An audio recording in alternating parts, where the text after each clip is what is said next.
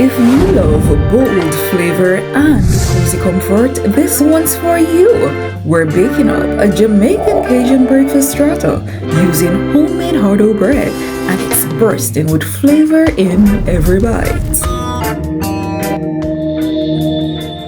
Oh, hi there. Welcome to Teika's Kitchen. Get ready to tantalize your taste buds. Now, every great dish starts with the right ingredients, and this one is no exception. You'll need bacon strips, Cajun sausage, half cup cream, half cup milk, 4 eggs, Jamaican homemade hard-dough bread. If you don't have hard-dough bread, you can use French bread, green bell pepper, cheese, as well as Cajun seasoning, crushed pepper, and the salt to taste. Alright guys, now that we have everything, it's time to get sizzling. We're starting with the bacon because crispy smoky goodness is the foundation of flavor in this dish. Listen to that sizzle. Nothing says breakfast like bacon in a pan, right? Up next is our homemade hard-dough bread. We're just cutting it here in cubes. Now, if you don't have hard-dough bread, you can use a French bread. Alright, checking in on the bacon, guys, and you already know it's about to be good, right? Alright, the smell of bacon in the morning, that's just something else, right? This hard-dough bread is a Jamaican staple, firm, slightly sweet, and perfect for soaking up all that rich egg custard. Now remember, if you don't have Jamaican hard-dough bread, no worries. You can use any sturdy bread like French bread, brioche, or even a crusty roll, alright?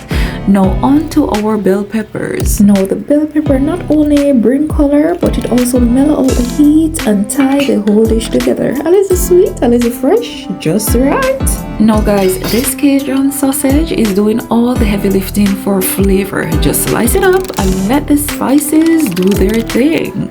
Our bacon is nice and ready, and we're just removing them, allow them to cool and drain.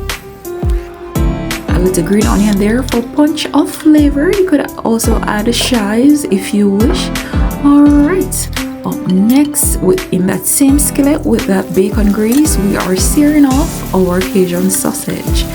Alright, let them release all those flavors, get them nice.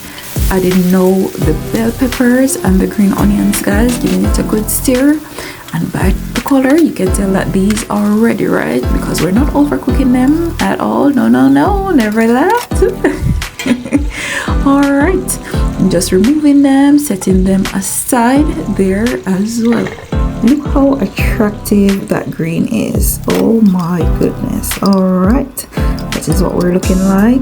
And these are ramekins that we'll be using to bake the strata. Now, initially I was going to use butter to grease these, but why not use the rendered bacon grease and also that flavorful grease from the Cajun sausage, right? Alright, so they're nicely greased.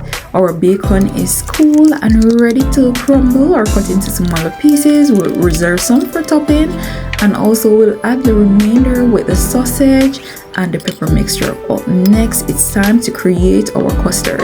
So what we're doing there is to add the eggs, half cream, half milk, our Cajun spice, a little salt, and the crushed pepper. Give that a good whisk, guys. Oh my goodness.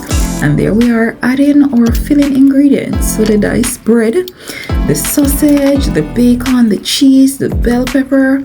In they go into the ramekin. Alright, just like that, even distribution. Make sure that you get a little bit of everything in each ramekin.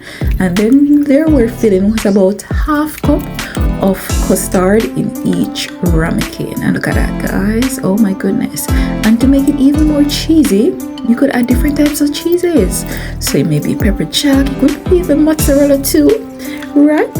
So you get a nice cheese pull at the end. Alright, and look at that. They are oven ready. Just a few more touches, adding some bacon there on top, and by the time you know it, guys, it's gonna be time for them to hit the oven. Now they'll bake at 350 degrees Fahrenheit for about 25 to 30 minutes. Alright, and just like that, oh yeah, it's time to hit the oven, guys. They are oven ready. and just a little peek before they go in. Alright, and 27 minutes later, this is what they are looking like. They are nice and done, well set there as well. Oh my goodness. So now that they're ready, guess what time it is? Do you know what time it is? Oh yeah, it's time to serve up. Now for elegant but cozy vibes, you can serve this right in the ramekin. It holds the heat, it looks beautiful, and makes each serving feel personal and gourmet.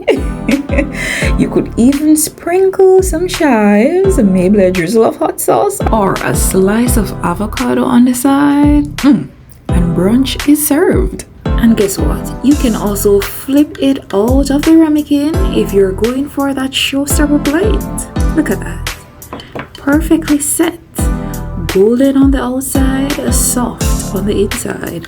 And a little garnish, maybe a slice of fruit or even fresh salad. Guys, you may never know. It will totally give you that brunch that looks like it came straight from a cafe. You hear me? Alright, and there we are with our final one, nicely plated and garnished there with our green onions. Now, if this flavor bomb made your mouth water, go ahead and hit the like button, subscribe, and tell a friend who loves brunch with a twist. Thank you so much for sticking and staying with me today in Teika's kitchen. See you in the next upload. Enjoy!